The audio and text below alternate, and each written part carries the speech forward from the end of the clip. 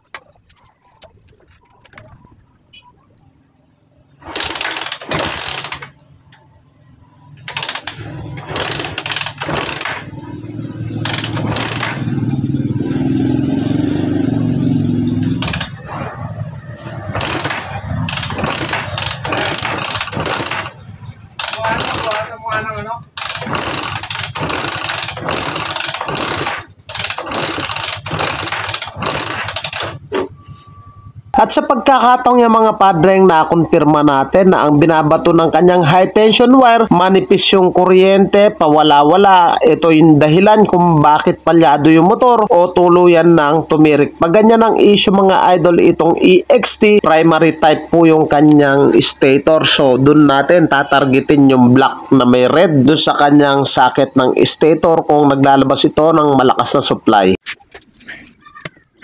At dito sa kanyang stator socket, yung may pinakamalaking socket na kulay puti, yan ang tatargetin natin. I-check nyo yan kung minsan may parting sunog, corroded, at minsan naman lost connection. Tanggalin nyo lamang yung socket na yan at hanapin nyo yung black na may stripe na red. Yung black na may stripe na red, siya yung nagsisilbing primary. Suotan nyo lang ng kapirasong wire habang tinatadyakan. Ikis-kis nyo sa body, dapat maglalabas ng malakas na kuryente yan.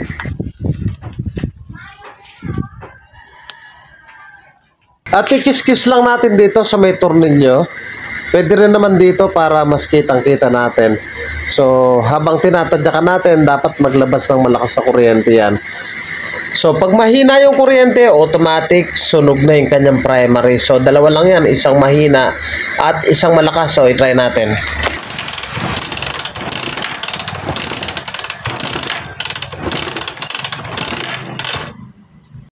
At sa pagkakataong yung mga padreng napakalakas ng supply ng kanyang primary, ibig sabihin good yung stator at pwede na natin ibalik lahat ng tinanggal natin, ibalik na rin natin yung socket at tutumbukin naman natin yung black na may red dun sa kanyang CDI. Minsan kasi sunog na yung wire o lost connection na from socket na red wire na may black papunta dun sa CDI socket. Minsan yan poor connection dahil dun sa wire corroded o may corrosion. So syempre dito sa puno sa stator, pag natest natin na malakas yan, i-check din natin doon sa kanyang CDI, dapat malakas din yung binibigay na kuryente. So, kinat ko na rin dito yung black na may red dahil nakita ko parang may parting sunog. So, reconnect ko na lang, hindi ko na pinadaanan sa socket. So, babalik ko na to.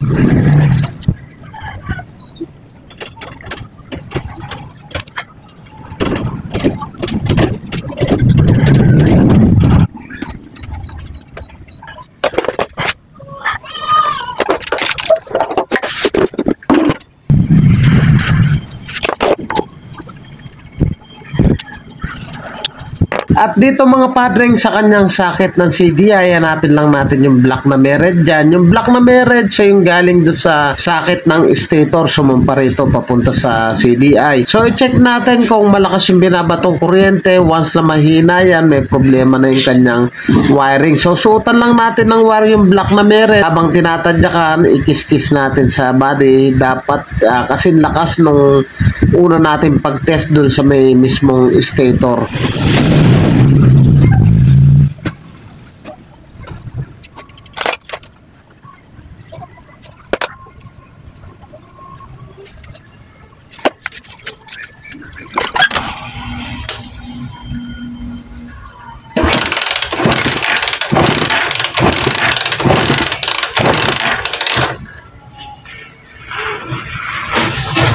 At sa pagkakataong yung mga padre, kumpirmado natin yung stator, good. Yung wiring connection papuntang CDI, black na may red, good.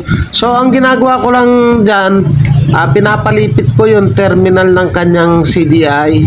So malimit kasi pinagmumulan ng palyado o manipis yung kuryente, dito nagkakaroon ng loss connection dito sa ating CDI. Kaya ginagawa ko, bago tayo magpalit ng pyesa, subukan muna natin itong pamamaraan na yan. So ginawa ko, pinalipit ko muna yung terminal nung socket ng CDI, tsaka ako binalik. Tapos try natin kung gaganda na yung kanyang kuryente.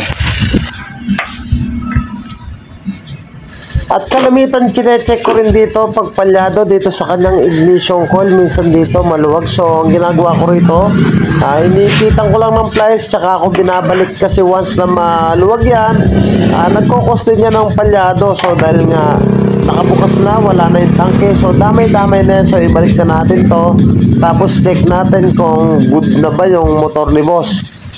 So yan, nabalik na natin, i-try natin ngayon mga idol.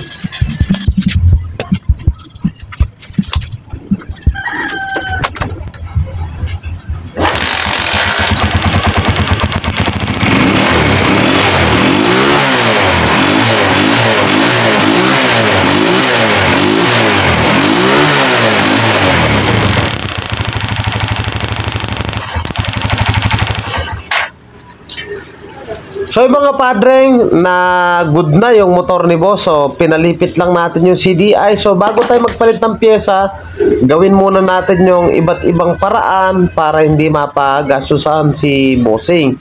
So pinalipit lang natin yung terminal ng kanyang CDI at tumino na yung andar, oh. So yan, oh, EXT mga idol. Mga padre, kung nagustuhan mo yung ganitong tutorial at bago ka pa lang sa akin channel, huwag niyo pong kalimutan na paki-like, paki-subscribe at paki-hit na rin po yung notification bell para updated po kayo sa mga videos na kagaya nito. Thank you po sa inyo, God bless at mabuhay po kayo.